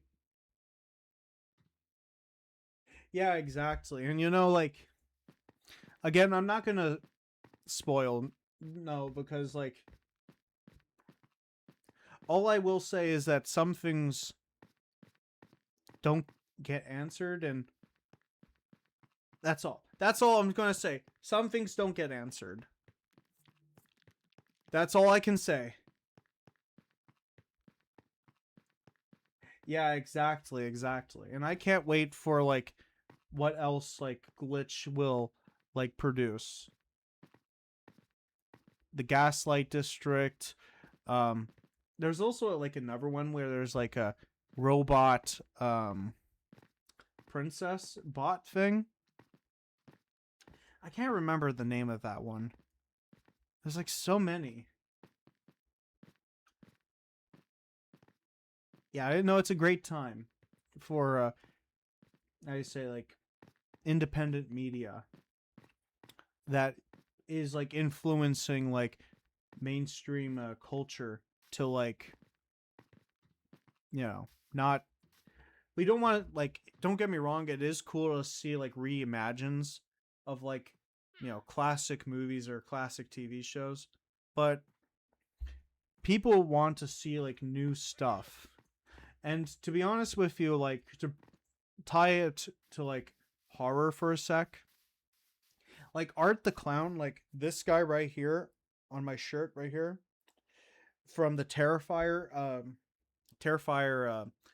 movies, he's been a really welcomed addition to like the horror community and is really revitalized you know like what I said earlier when it comes to like the like horror influenced by like uh A24, which no, those movies are great and all, like directors and like films from that production company, but like Art the Clown will like it has influenced like to just have like those classic films like that and that kind of vibe and energy. Knights of Guinevere is the show I'm the most excited for. Yeah, I've that's another one I'm genuinely curious about.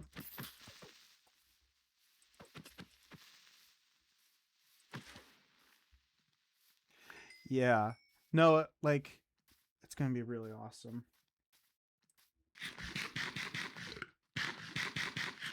Trying to think. When it comes to like how you say,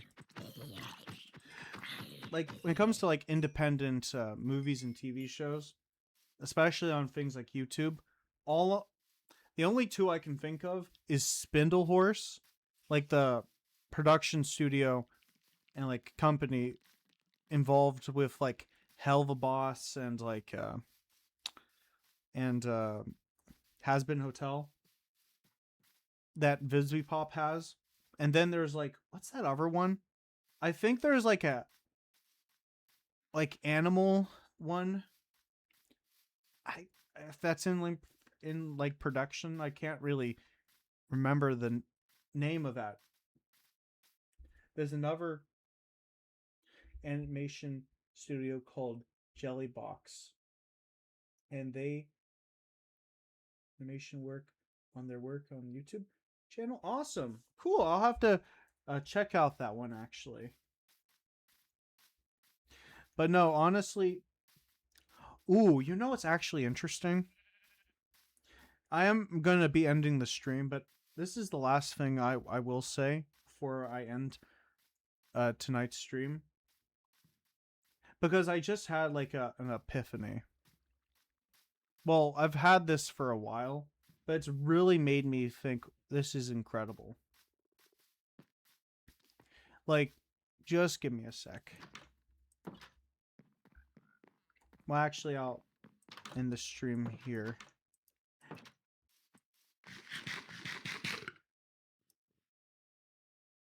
Lex Daisy? I think no, it has a name with like zoo or something. It's not Zootopia. It's like something else with animal something. It'll come to me at some point.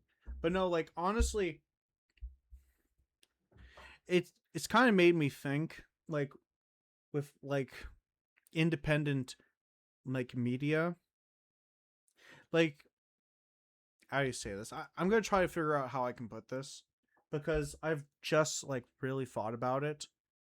Sometimes like I think there's like a pendulum sometimes in like art. The pendulum will swing from like independent art when it comes to like I say like painters, like writers, and like movies and TV shows, like and video games too. That swings over here, and then it will swing to like the more formal zoophobia. Yeah, it's like that.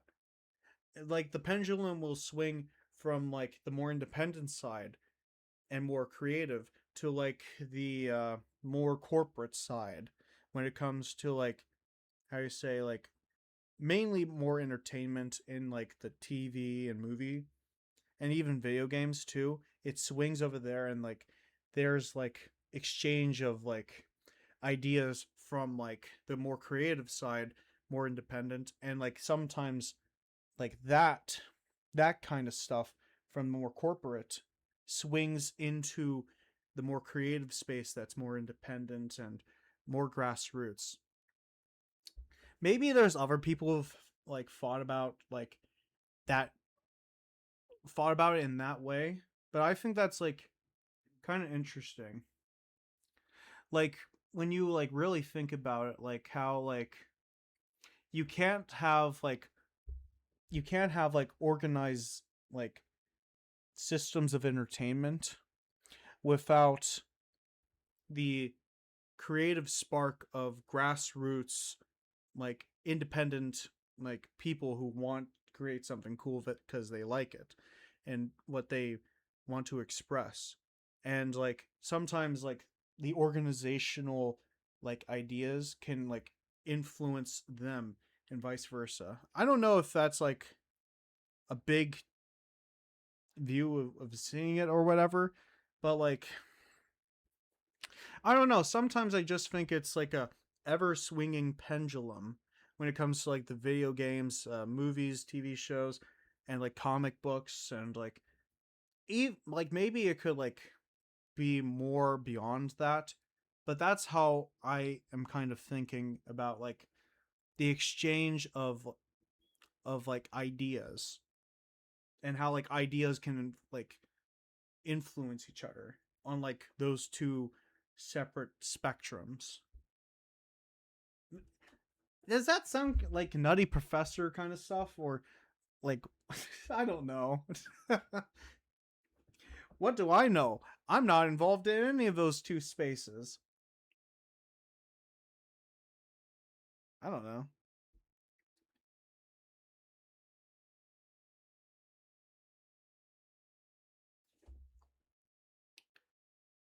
Maybe I'm just maybe I'm just a silly person um online just saying some wacky stuff. Woo. But yeah, I think I'll end it here. I'll be back on Monday playing maybe Minecraft. We'll see. Like how ideas can go both ways. Yeah, exactly. And kind of like how you say with like a corporate entity kind of thing, like it can influence how like those people will approach like getting their like I say creation, like spreading it out. Like let's just say people will be like, oh, we need to work on this side of of the film, like have like teamwork in that side, or like I don't know. There has to be like some like kind of way of like comparing Alice in Wonderland with the Wizard of Oz. Yeah, if you can like if that like helps you like see where I'm kind of coming from, then maybe that then maybe that is like a good way of seeing it. But I don't know. I think it's like the ever swinging pendulum of like how ideas and like how creations in like the more corporate, like this is a business kind of side, influences like the more like more loose, more like grassroots, more like like these are people who have an idea and they want to work on it. Like sometimes maybe some of those ideas can influence them on this side, and some of the ideas of like a time traveling like a time traveling machine that takes people back in the past, like as a concept, like maybe that kind of creativity can influence these guys over here to be like, oh, that's an interesting idea. We have the resources to actually make that come to reality. And that can also like influence them to say, oh, this movie I really enjoyed. Maybe we can expand on it this way. Like, I don't know. That's how I kind of try to see it. Or choose being background designer for Disney, or going freelance as a smaller studio and losing financial stability. Um maybe it could be put in that way, but I just try to think that with like the exchanging of ideas, the exchanging of ideas, like it's more mainly like ideas based. It's not like in materials and like all that kind of stuff. No, I think it's more in like ideas. Ideas, you don't need many resources to have like ideas. Not just like the movie itself or the TV show or the video game, but or even like a comic book, like having like these fundamental ideas. I think like if people want to like make something, okay, maybe I'm just making a giant like word salad. That's a new word, well, phrase to me.